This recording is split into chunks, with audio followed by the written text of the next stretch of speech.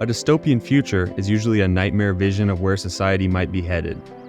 The 1998 movie The Truman Show predicts a different kind of dystopia. In the movie, Truman Burbank is brought up believing he leads a normal life, but in reality, he's the star of the world's most popular TV show. He just doesn't know it.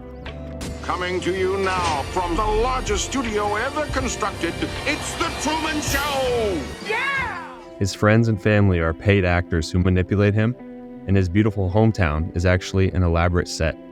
Every second of Truman's day is broadcast to his millions of fans around the world. Good morning! Who obsess over the fake life that's very real to Truman.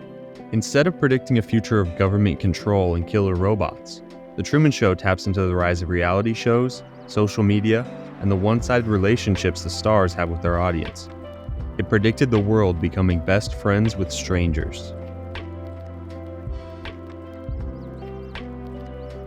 1.7 billion were there for his birth.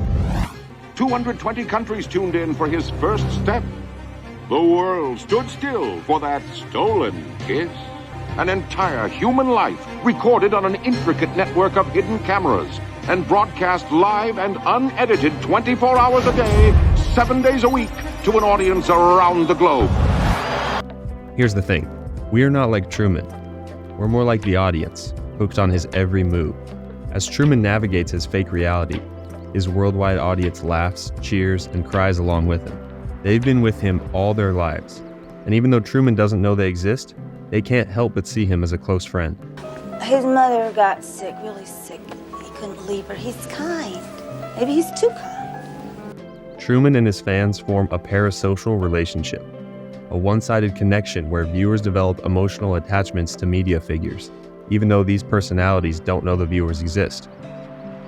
Parasocial relationships have become increasingly common in the internet era. Celebrities and internet personalities can become just as significant to someone as their real-life friends and family. Viewers of the show not only watch Truman, they feel like they know him. His struggles, his joys, his disappointments, they feel personal. The creators of the film imagined a world where technology would allow people to feel deeply connected with someone through a screen, despite not really knowing them. Almost 30 years later, we see this phenomenon on every corner of the internet, from TikTok to YouTube to podcasting to streaming.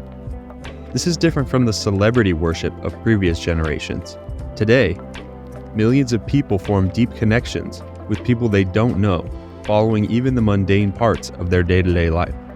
In The Truman Show, the audience can always rely on Truman to be right where they left him. He's predictable, comforting, living in a beautiful seaside town with an idyllic and simple life. Good morning! Oh, and in case I don't see you, good afternoon, good evening, and good night. Good afternoon, Good morning. evening, and good night. He's always there to hang out, just like your favorite YouTuber, podcaster, fill in the blank. The friend in your pocket. You can trust them to be there for you on your morning drive or while you're eating a meal alone. Truman is humble, relatable, and approachable. Hey, thanks. So are the most popular parasocial figures.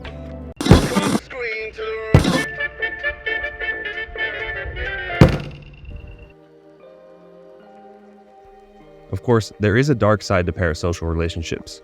The more connected you feel, the more vulnerable you become to exploitation. In the same way Truman's world is packed with subtle advertising to his adoring audience, online personalities monetize their bond with their audience, turning their friendship with you into a sales pitch. Results of a study run in 2017 showed that parasocial interaction is strongly correlated with purchase intention. In other words, people are more likely to buy a product if there's a person attached to it.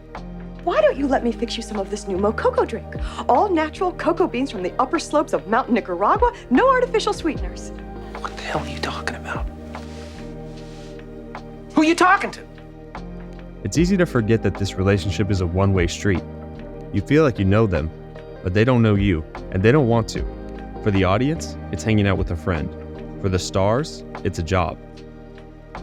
However, there may be benefits to parasocial relationships.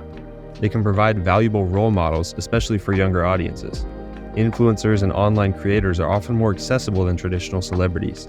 Their fans can call them out, hold them accountable, and even shape the content they produce because they truly care about the person on the screen. One study from 2007 found that parasocial contact with someone in a minority group might lower the level of prejudice the audience feels towards people in that group. Why do people cling to these relationships? The truth is, they fill a void. In times of loneliness, parasocial relationships are a lifeline. When real-world social interactions are limited or feel daunting, turning to someone who can't reject you, someone online, can feel safer and more predictable. People need connection, and when the real world doesn't offer it, they find it in the digital one. There's nothing wrong with being a dedicated fan of someone, but internet personalities often encourage a fantasy of closeness and authenticity that doesn't actually exist.